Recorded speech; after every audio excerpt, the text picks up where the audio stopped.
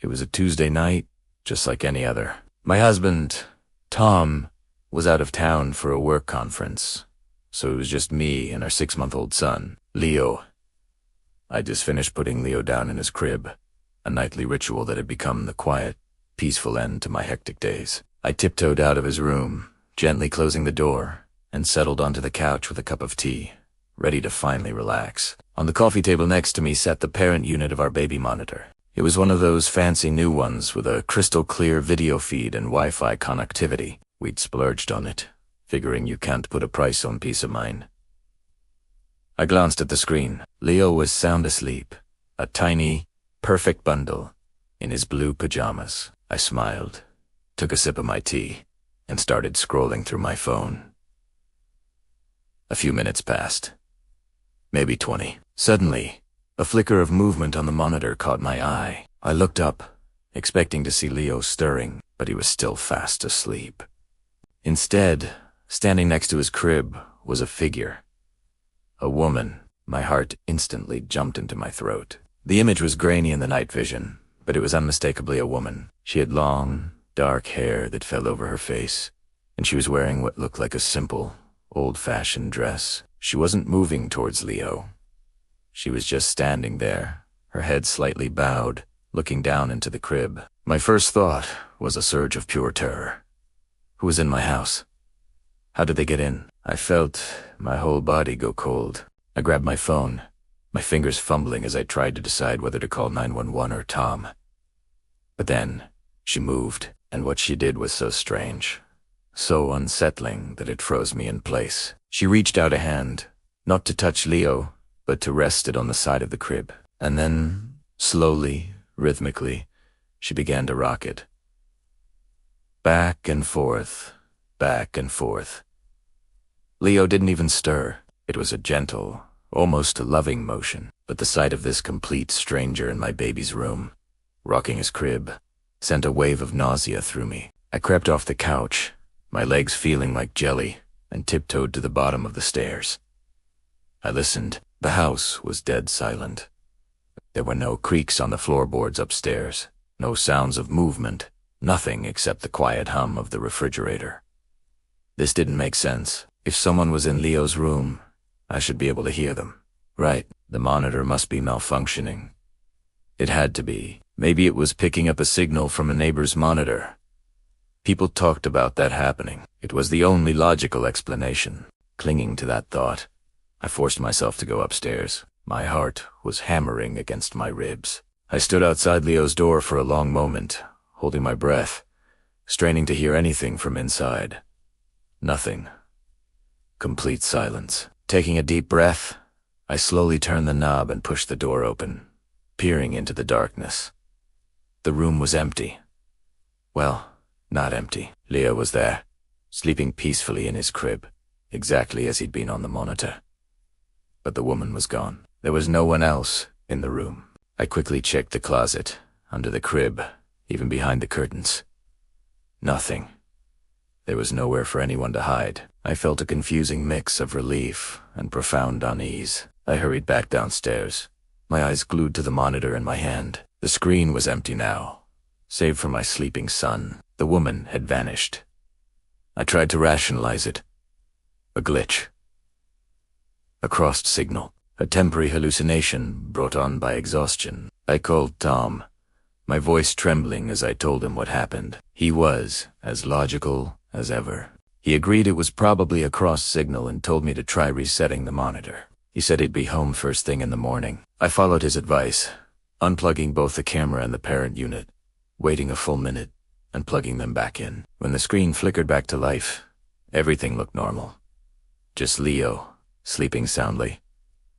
I told myself it was over, but I couldn't shake the image of that woman from my mind. I didn't sleep a wink that night. I just sat on the couch, watching the monitor, my tea long forgotten and cold. The next night, Tom was home. I felt a million times safer with him there. We went through our usual evening routine, and after putting Leo to bed, we sat down to watch a movie. I'd told myself I was being silly, but I couldn't help but keep the baby monitor close, glancing at it every few seconds. For the first hour, everything was normal.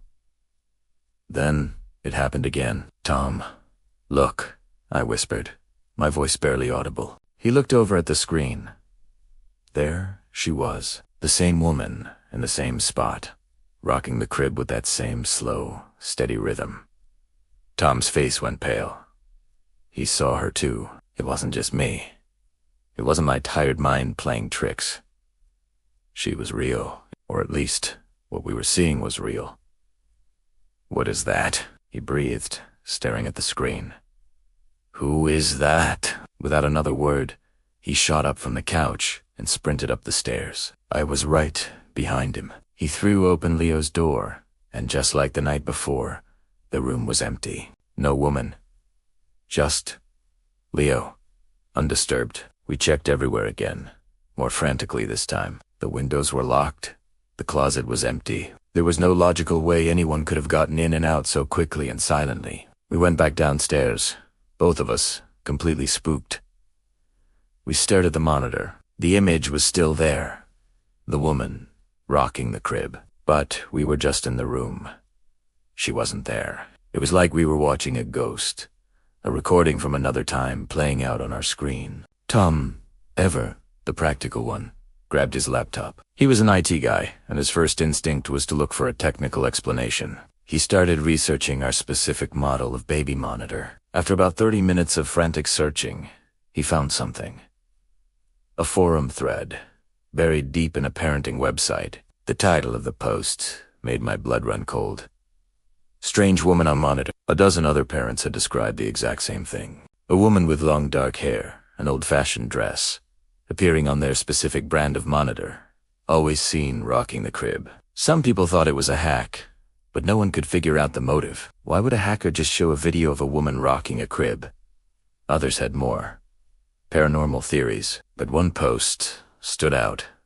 It was from a man who claimed to have done a deep dive into the monitor's software. He said it wasn't a hack, not in the traditional sense.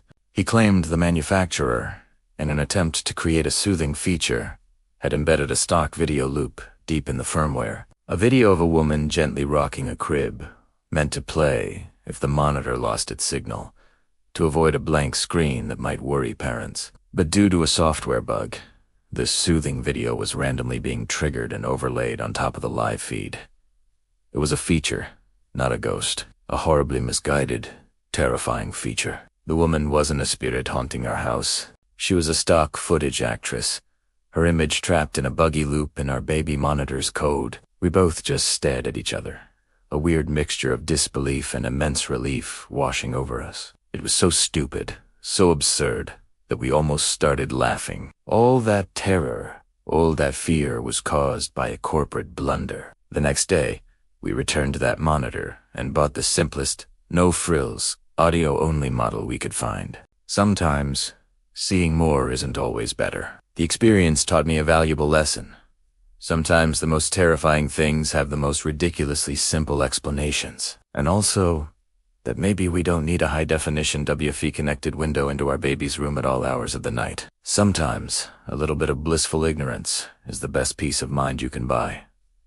Thanks for sticking with me through that crazy story. It still gives me the creeps thinking about it. If you have any bizarre tech stories of your own, I'd love to read them in the comments below. Don't forget to like this video and subscribe for more content. See you next time.